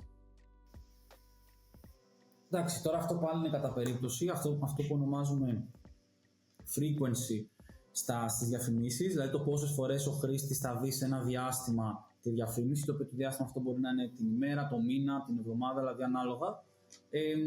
Οπότε σίγουρα είναι κατά περίπτωση, δεν πρέπει να γινόμαστε ενοχλητικοί. Κατά κανόνα, μία φορά ανά 2 ή 3 μέρες, εκτός αν έχουμε κάποια πολύ μεγάλη προσφορά. Εκεί μπορούμε να το αυξήσουμε λίγο. Δηλαδή, αν είμαστε σε μια περίοδο Black Friday, ας πούμε, όλοι αυτοί οι οποίοι το προηγούμενο διάστημα, τις προηγούμενες 10-15 μέρες που ήταν σε μια φάση ελέγχου και ψάχναν προϊόντα χωρίς να αγοράζουν, όλους αυτούς θέλουμε εκείνη το διήμερο, τριήμερο, ανάλογα πόσο έχουμε, να δουν αρκετές φορές το μήνυμά μας μπροστά. Οπότε ανεβάζουμε ουσιαστικά το frequency για εκείνες τις ημέρες. Γιατί ξέρουμε ότι αυτοί ήταν χρήστες οι οποίοι τις προηγούμενες μέρες κάναν έλεγχο και περιμένανε να δούνε πού θα πάνε τιμές στην Black Friday για να ψωνίσουμε. Ή αντίστοιχα σε περίοδους που αρχίζουν οι εκπτώσεις, σε διάφορες τέτοιες περίοδους. Οπότε, ναι, μεν συνήθως λέμε ότι εμείς θέλουμε να έχουμε ένα καλό frequency χωρίς να κουράζουμε, δηλαδή 1 ή 2 φορές την εβδομάδα, αλλά υπάρχουν και περίοδοι όπου θέλουμε ο χρήστης να το δει το μήνυμα αρκετές φορές για να το πείσουμε να αγοράσει. Να τους βομβαρδίσουμε τώρα, και το Black Friday είναι μια μέρα έτσι τυπικά, θεωρητικά ξεκινάνε τα πριν μια εβδομάδα, ένα μήνα, αλλά ναι, γίνεται μακελιόκινες τις ημέρες στην Ελλάδα, γιατί τα κάνουμε όλα με το δικό μας τρόπο. Συνήθως είναι από τριήμερο, δηλαδή πολύ σπάνια κάποιος να κρατήσει μόνο μια μέρα. Συνήθως είναι τριήμερο, γιατί και την επόμενη Δευτέρα είναι η Cyber Monday, οπότε το πάνε Παρασκευή με Δευτέρα ή και παραπάνω από εβδομάδα. Και αρκεί να μην έχουν κάνει αυτά τα κόλπα που ανεβάζουν και κατεβάζουν τις τιμές και κάνουν κάτι τέτοια και μετά γίνονται viral για κακό σκοπό. Πλέον η νομοθεσία από πέρσι υπάρχει, για αυτό που λες, η νομοθεσία από πέρσι έχει γίνει πολύ αυστηρή. Έχει βγει ένα FAQ καινούριο σχετικά με τις εκπτώσεις, με το πώς αναγράφουμε τις εκπτώσεις, το πώς και για όλα αυτά. Δηλαδή ουσιαστικά ότι πρέπει να παίρνουμε ως αρχική τιμή τη χαμηλότερη τιμή των τελευταίων 30 ημερών. Αξίζει να το διαβάσει ο κόσμος. Είναι λίγο μεγάλο, εντάξει, και πάντα όταν διαβάζεις ένα fake είναι λίγο κουραστικό ο λόγος, ο τρόπος που τα γράφουν. Αλλά γενικότερα αξίζει να το διαβάσει ο κόσμος. Πέρσι πέσανε προστήματα, στους μεγάλους κυρίως, αλλά κάποια στιγμή θα αρχίσουν να γίνονται σοβαροί έλεγχοι σε όλους. Οπότε αυτό που λες, σιγά σταδιακά, γιατί ήταν ένα φαινόμενο που το βλέπαμε και το βλέπαμε να το κάνουν και μεγάλες επιχειρήσεις, αλυσίδες, κυρίως σε προϊόντα τεχνολογίας, ανεβάζαν τις τιμές και τις ρίχνανε μετά. Θέλει προσοχή πλέον αυτό, δεν μπορεί να γίνει. Δεν μπορεί και βάσει νόμου πλέον να γίνει. Δηλαδή. Προσπαθεί να το ρυθμίσει και να το και η κοινωνία, ας πούμε, να το ρυθμίσει αυτό το τοπίο που είναι λίγο σκοτεινό για όφελος του καταναλωτή. Άλλη σημαντική και μεγάλο κεφάλαιο είναι το marketing επιρροής, influencer marketing, όπου γνωστοί έτσι με τον κόσμο που έχουν στα social media και σε αυτά προωθούν κάποια προϊόντα. Πώς λειτουργεί η στρατηγική, αυτός ο τρόπος έτσι για να προωθήσουμε τις πωλήσεις μας, Ιωάννη? Το influencer marketing είναι ουσιαστικά ένας καινούριος τρόπος προώθησης, όπου βγήκε μέσα από τα social media, ότι ουσιαστικά άνθρωποι οι οποίοι έχουν αποκτήσει ένα κοινό κάνουν συνεργασία με διάφορες εταιρείες και προωθούν τα προϊόντα από αυτές τις εταιρείες. Αυτό που πρέπει να έχει στο μυαλό της μια εταιρεία είναι να μην πηγαίνει σε κάποιον απλά και μόνο επειδή είναι γνωστός, δηλαδή μπορεί να είναι κάποιος ηθοποιός, μπορεί να είναι κάποιος τραγουδιστής, αλλά να βρει κάποιον άνθρωπο ο οποίος να σχετίζεται με την εταιρεία, με τα values της, τις αξίες της και το brand της. Η κίνηση είναι καλύτερο να επιλέξουμε κάποιον άνθρωπο ο οποίος δεν έχει τόσο μεγάλο followership, αλλά το κοινό του είναι εκεί πέρα, τον ακολουθεί και σχετίζεται με εμάς. Για παράδειγμα, αν έχουμε ένα μαγαζί με ρούχα, δεν είναι ανάγκη να πάμε σε κάποιον ηθοποιό για να προωθήσει τα ρούχα μας. Μπορούμε να βρούμε κάποιον πιο μικρό influencer, αυτό που ονομάζουμε εμείς micro influencer, ο οποίος όμως είναι γνωστή γιατί ανεβάζει ποιοτικό περιεχόμενο και έχει κοινό το οποίο την ακολουθεί για να πάρει συμβουλές για στυλ, για αντίσημο, για εξόδους κτλ. Και να συνεργαστούμε με κάποιον τέτοιο. Παρά να συνεργαστούμε με κάποιον γνωστό. Θα έχει και καλύτερα αποτελέσματα για μας και το κόστος θα είναι μικρότερο. Οπότε αυτό που θέλω να κρατήσουμε όσοι μας ακούνε είναι ότι είναι πολύ σημαντικό ο άνθρωπος που θα επιλέξουμε να είναι ένας άνθρωπος ο οποίος είμαστε κοντά στα values, στις αξίες μας και έχει κάποια σχέση με το προϊόν μας. Δηλαδή δεν είναι κάποιος ο οποίος συνεχώς κάνει προωθήσεις και συνεχώς δείχνει προϊόντα άσχετα και θα δείξει ένα παπούτσι, μετά θα δείξει ένα κινητό, μετά θα δείξει ένα άρωμα, μια κολόνια, δηλαδή θα ανεβάσει 10 story την ημέρα που θα προωθεί προϊόντα. Είναι καλύτερα να πάμε σε κάποιον πιο μικρό που είναι στοχευμένος σε εμάς. Και ξαναλέω για τις αξίες, γιατί δυστυχώς στο παρελθόν έχουμε δει ανθρώπους οι οποίοι, ειδικότερα ανθρώπους οι οποίοι γίνανε γνωστοί είτε μέσα από το YouTube είτε μέσα από το TikTok, δηλαδή πιο νεαρής ηλικίας, οι οποίοι πήραν κάποιες συνεργασίες και μετά κάναν κάποια ενέργεια η οποία ήταν αρνητική, είτε τους σχολίασαν αρνητικά, είτε είπαν κάτι δημόσια το οποίο κατακρίθηκε από τον κόσμο και στιγματίστηκε και η εταιρεία η οποία συνεργάστηκε. Και αυτό το έχουμε δει και σε πολύ μεγάλες εταιρείες. Ας πούμε η Adidas έφαγε πολύ μεγάλο hate και για τη συνεργασία της με τον Jay-Z και για τη συνεργασία της τώρα με την νομίζω με την Kardashian, νομίζω με την Bella Hadid, δεν θυμάμαι. Με ένα πρόσωπο τέλος πάντων αρκετά γνωστό και μιλάμε τώρα hate σε παγκόσμια κλίμακα. Όχι δηλαδή κάτι τοπικό. Οπότε καταλαβαίνετε ότι αν αυτές οι εταιρείες αντιμετωπίζουν πρόβλημα, μπορούμε και εμείς πολύ εύκολα να κάνουμε κάποια συνεργασία και γίνεται κάτι να δεχτούμε και εμείς να έχει αρνητική επιρροή σε εμάς επειδή συνεργαζόμαστε ή συνεργαστήκαμε στο παρελθόν με το συγκεκριμένο άνθρωπο. Να ταυτίζεται η εταιρεία έτσι με τον influencer, ας το πούμε, με καλό τρόπο, να τον γνωρίζει, να είναι σχετικός με το επάγγελμα. Και επίσης έτσι μια παρατήρηση, βλέπουμε πολλά προφίλ έτσι, τέτοιων προσώπων, κάποιοι που συμμετέχουν, εξηγούν τα προϊόντα που δοκιμάζουν κλπ. Και άλλοι κάνουν πιο στατικά, έτσι, στατικές προωθήσεις με απλές φωτογραφίες. Και το λέω αυτό γιατί μας λες έτσι να είναι πιο engagement, να έχει αλληλεπίδραση με τον κόσμο. Πιο χρήσιμο θα είναι όταν ένας influencer μιλάει, εξηγεί, απαντάει σε σχόλια κλπ. Έχει άλλο δέσιμο με το κοινό του, έτσι, για να την ακολουθήσει και να προωθήσει και να κάνει μια σύσταση, έτσι, αγοράς προϊόντος, από έναν άλλο που βάζει απλά φωτογραφίες στατικές και δεν επικοινωνεί και δεν έχει έτσι καθόλου αλληλεπίδραση με τον κόσμο κλπ. Και μιας και το ανέφερες, να πούμε επίσης ότι είναι πολύ κακή τακτική και να κάνουμε giveaway δίνοντας άσχετα προϊόντα, άσχετα πράγματα με την εταιρεία μας. Δηλαδή, αν μπούμε ας πούμε και κάνουμε ένα giveaway και δίνουμε iPhone ή οτιδήποτε, ο κόσμος που θα μπει είτε για το iPhone, είτε υπάρχουν ακόμα και άνθρωποι που φτιάχνουν δεύτερα προφίλ ψεύτικα, αυτό που ονομάζουμε εμείς διαγωνισματάκηδες, όπου είναι ψεύτικα προφίλ τα οποία μπαίνουν απλά για να παίρνουν μέρος σε διαγωνισμούς στο Instagram και δεν είναι πραγματικό προφίλ. Δεν θέλουμε εμείς να κάνουμε μια μεγάλη επένδυση και για τον influencer και για τα δώρα και εν τέλει να πάρουμε κάποιους followers οι οποίοι είναι άσχετοι όμως με εμάς και είτε μετά θα τους χάσουμε είτε απλά δεν θα κάνουμε ποτέ ξανά engage.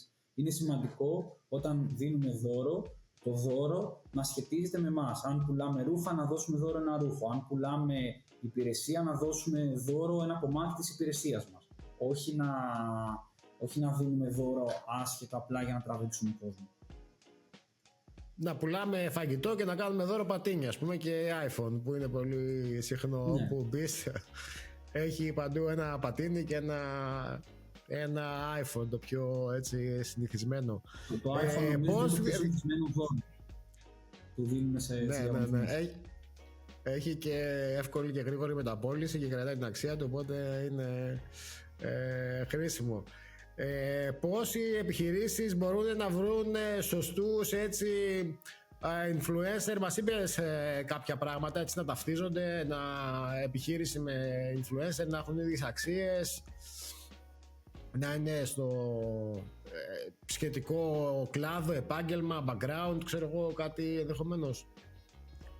Σίγουρα το πιο βασικό είναι να παρακολουθήσουν αρκετά τον influencer με τον οποίο θέλουν να συνεργαστούν, να δούνε πώς μιλάει, να δούνε τι συνεργασίες κάνει και μετά να κάνουν μια συζήτηση μαζί του.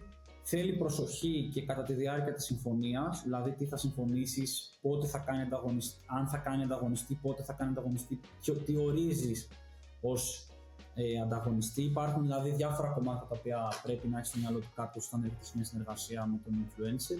Υπάρχουν και διάφορες πλατφόρμες οι οποίες σε βοηθάνε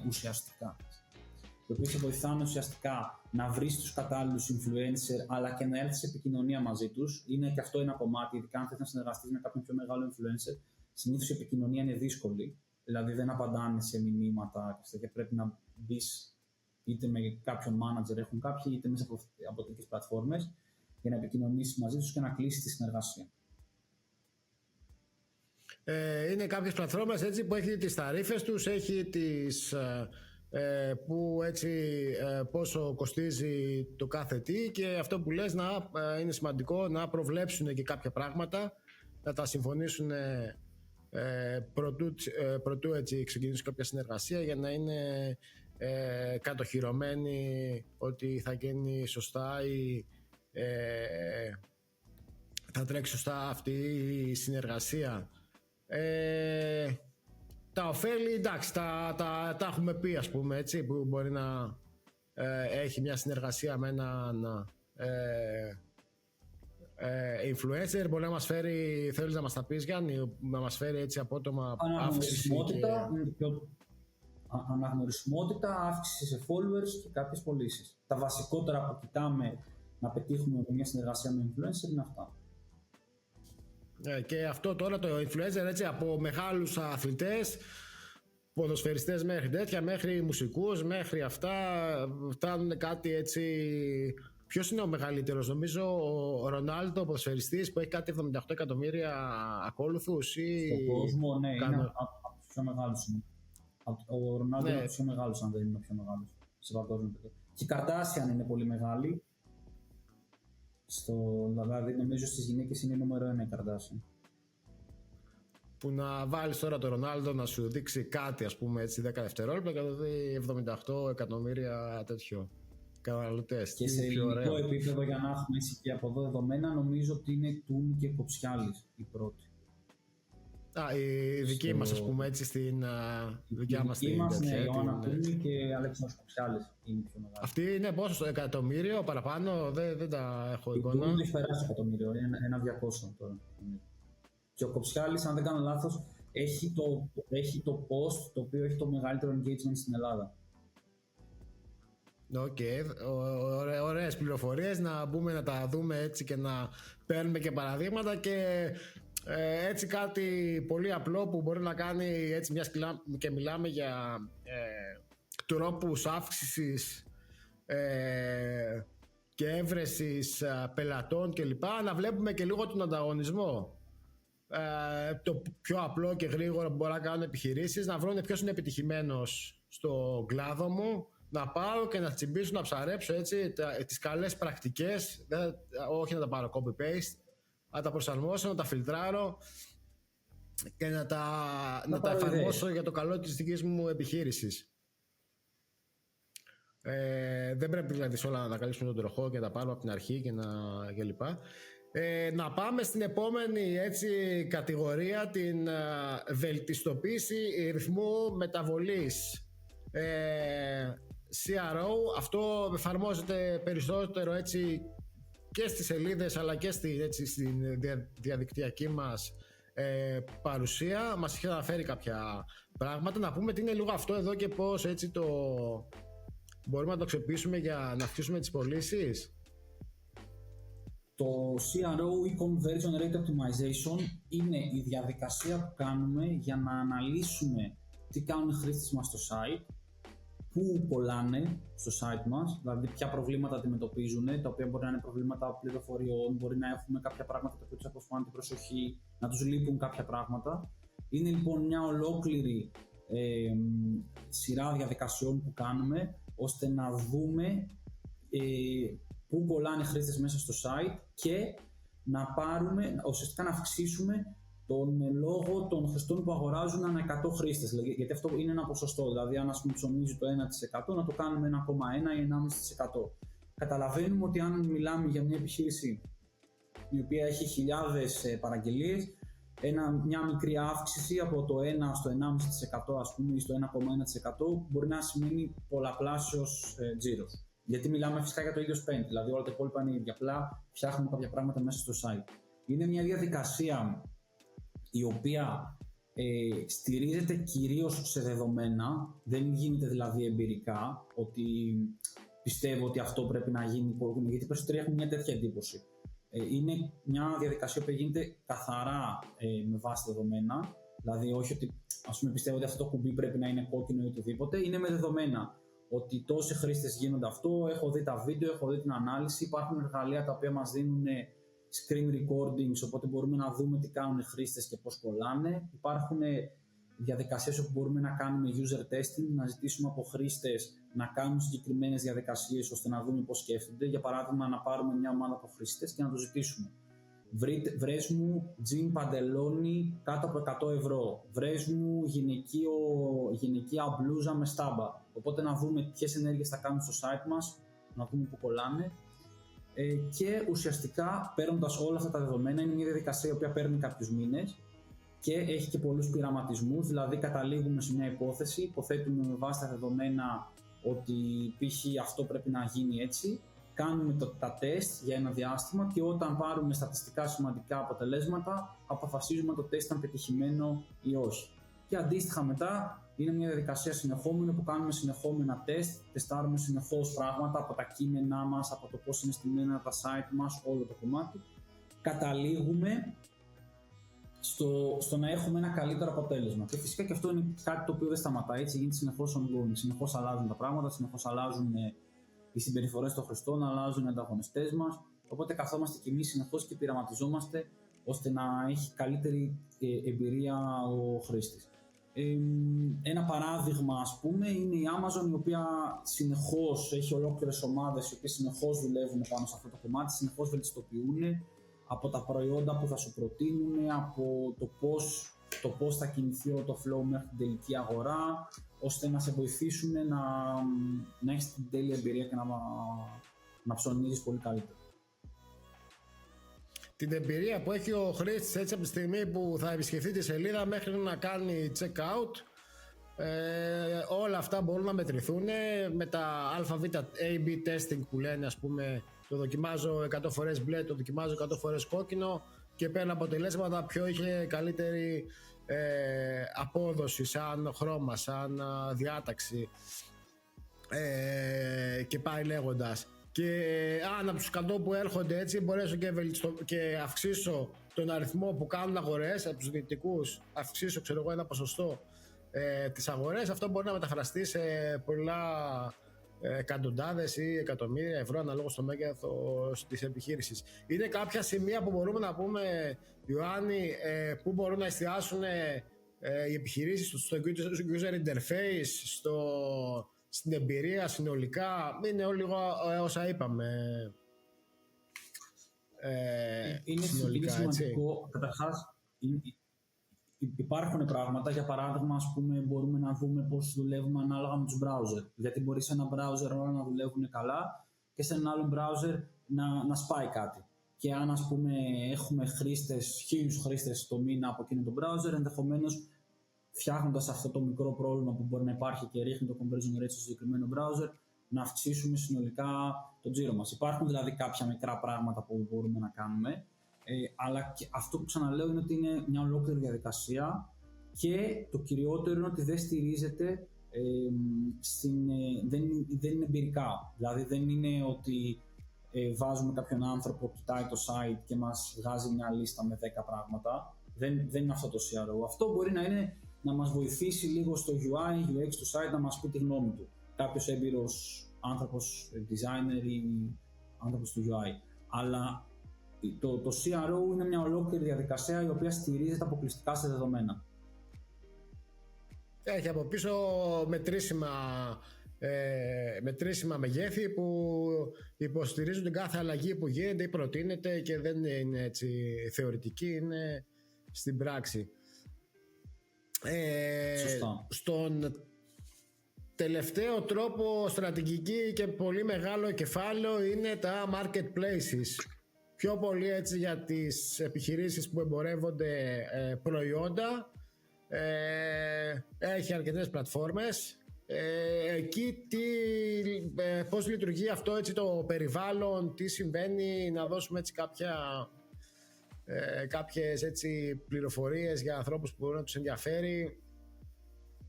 Τι είναι τα marketplaces? Λοιπόν, αρχικά να πούμε ότι το marketplace είναι ένας χώρος όπου μπαίνουν μέσα οι χρήστες για να βρουν κάτι που τους ενδιαφέρει. Είτε αυτό μπορεί να είναι ένα προϊόν, το πιο μεγάλα marketplace αυτή τη στιγμή στην Ελλάδα είναι το Scrooge και το Shopflix, είτε να βρουν κάποια υπηρεσία. Για παράδειγμα, έχουμε το Δουλευταρά, έχουμε ακόμα και το φαγητό, το eFood και Volt, μπορούμε να πούμε ότι θεωρούνται ένα marketplace κατά κάποιο τρόπο. Οπότε ουσιαστικά τι είναι μια πλατφόρμα όπου μπαίνεις μέσα, βρίσκεις κάποια υπηρεσία ή κάποιο προϊόν και στην πορεία προχωράς. Υπάρχει ας πούμε και το Koala, το οποίο είναι για τις δικές μας υπηρεσίες του digital marketing. Άμα θες να βρεις κάποιον γραφίστα, άμα θες να βρεις κάποιον άνθρωπο να σου φτιάξει το site, και πάντα μιλάμε για ελληνικά. Προφανώς υπάρχουν και στο εξωτερικό marketplaces και πιάνει και το πρώτο κομμάτι που λίγο αναφερθήκαμε, ότι βοηθάμε κάποιες επιχειρήσεις να πάνε στο εξωτερικό. Τα marketplaces είναι ένας τρόπος για να τεστάρεις λίγο την αγορά. Για παράδειγμα, υπάρχει το eMag, το οποίο είναι πολύ δυνατό σε Ρουμανία, Βουλγαρία. Υπάρχουν marketplaces όπως είναι η Amazon, που είναι global και πηγαίνει σε συγκεκριμένες περιοχές, είτε Αμερική, είτε Amazon Γερμανίας, Amazon Αγγλίας, για να τεστάρεις και εκεί το προϊόν σου. Και στην πορεία, αν δεις ότι αυτό δουλεύει, να κάνεις και όλη την επένδυση, γιατί το να πας σε μια χώρα στο εξωτερικό είναι μια μεγάλη επένδυση. Να φτιάξεις τα logistics, να αποθήκεις εκεί πέρα, να στέλνεις προϊόντα. Κάνεις πρώτα το test μέσα από το marketplace, να δεις αν όντως η αγορά το δέχεται το προϊόν σου. Και στην πορεία, αν δεις όντως ότι έχει νόημα, μαζί με το marketplace παράλληλα χτίζεις και όλο σου το business unit στη συγκεκριμένη χώρα. Όσον αφορά τώρα την Ελλάδα, κυρίως όταν λέμε marketplace στο μυαλό μας έχουμε το Scrooge. Το Scrooge, το οποίο για πολλά χρόνια ήταν μια μηχανή αναζήτησης τιμών και πλέον έχει γίνει marketplace. Αυτό σημαίνει ότι πλέον δεν παίζει τόσο μεγάλο νόημα ποιος έχει τη χαμηλότερη τιμή, δηλαδή δεν είναι μια υπηρεσία όπου είναι στο τρίλεπτο, στα cents, ανεβοκατεβάζουμε τιμές για να δούμε τι θα γίνει.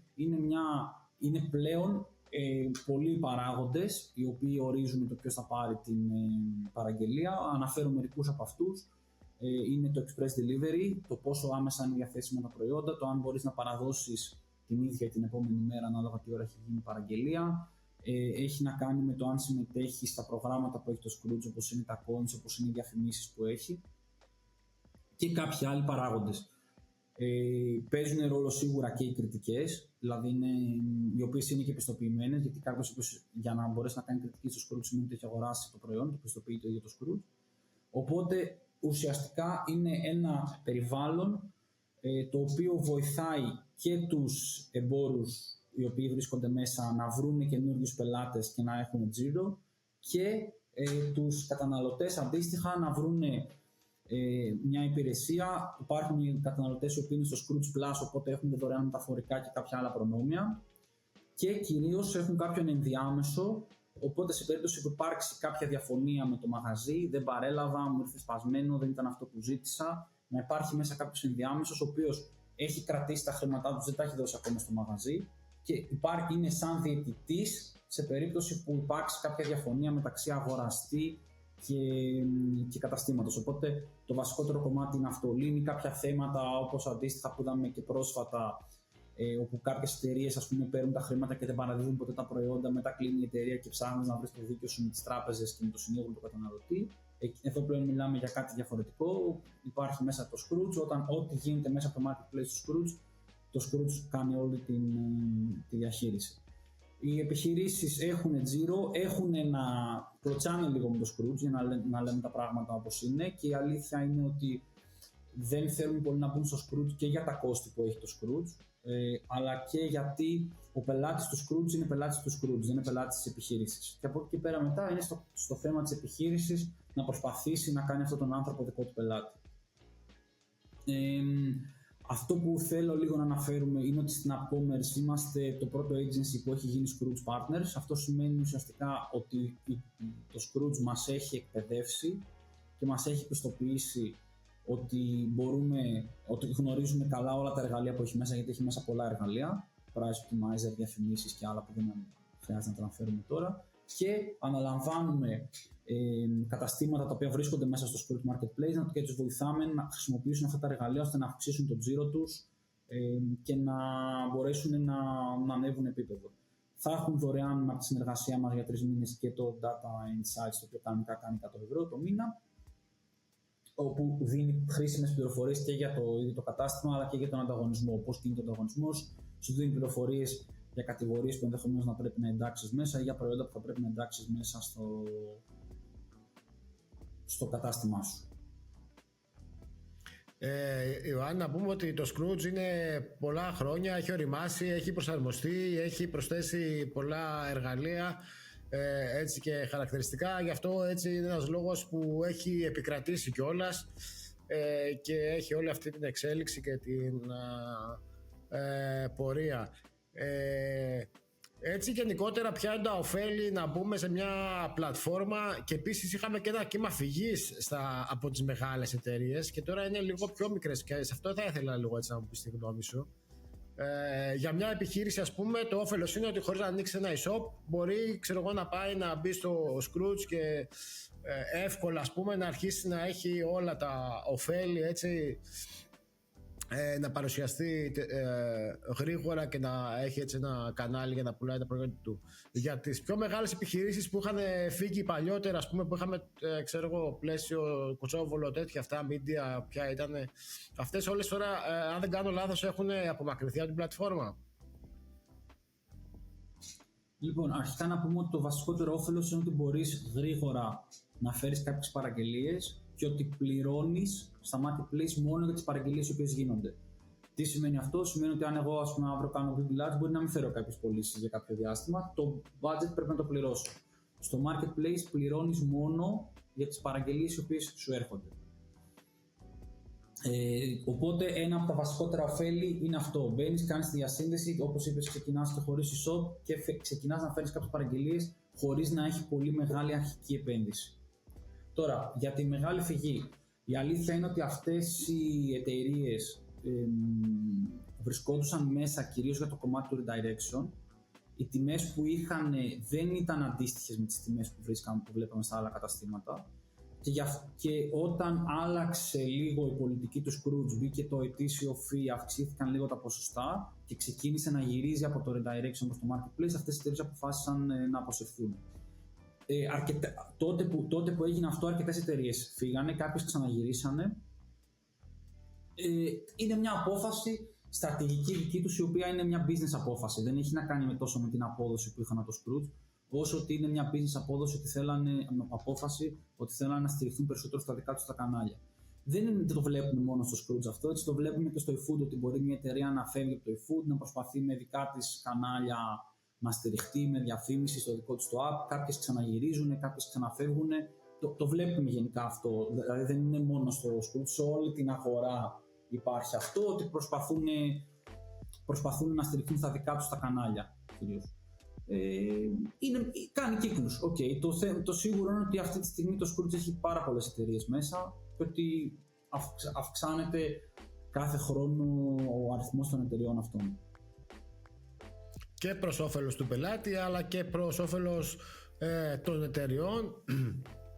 Απλά θα πρέπει και εταιρείες, έτσι, καλό είναι ταυτόχρονα να αναπτύσσουν και τα δικά τους, έτσι, μέσα, που μας είπες και πριν ότι οι πελάτες είναι του Scrooge σε εισαγωγικά, οπότε καλό για την επιχείρηση είναι, έτσι, όλες οι προσπάθειές της και σε άλλα μέσα, websites, στα socials, αυτά να τα αναπτύσσει για πάντα ενδεχόμενο. Άλλαξε μια πολιτική, βγαίνεις από την πλατφόρμα, να μην μείνεις ξεκρέμαστος.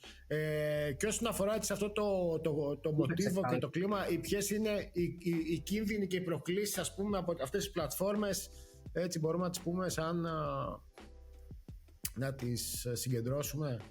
Το βασικό που θέλω να πω, το οποίο απαντάει και σε αυτό και έχετε και στη συνέχεια του προηγούμενου, είναι ότι γενικότερα δεν πρέπει να στηριζόμαστε σε ένα κανάλι. Είναι αυτό που λέγανε παλιά, να μην έχεις όλα τα καρπούζια κατά την ίδια μασχάλη.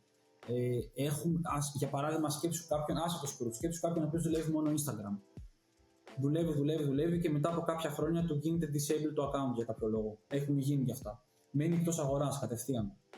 Πρέπει να δουλεύεις όλα στα κανάλια. Πρέπει να είσαι διασκορπισμένος και δεν πρέπει να στηρίζεσαι πάρα πολύ μόνο σε ένα κανάλι, οποιοδήποτε και να είναι αυτό. Ούτε μόνο οργανικά, ούτε μόνο email, ούτε μόνο Google Ads, ούτε μόνο διαφημίσεις, τίποτα. Πρέπει δηλαδή να είσαι διασκορπισμένος και να παίρνεις από διαφορετικές πηγές το εισόδημα, να μην στηρίζεσαι. Το φαινόμενο που βλέπαμε δηλαδή παλιά, αυτό που λέγαμε τότε Scrooge μάγαζα, που ήταν μαγαζιά που είχαν 70, 80, 90% του τζίρου τους από Scrooge, αυτό δεν είναι βιώσιμο. Και αυτά τα μαγαζιά, όταν το Scrooge πλέον μεταλλάχτηκε, μείναν εκτός αγοράς, γιατί δεν μπορούσαν.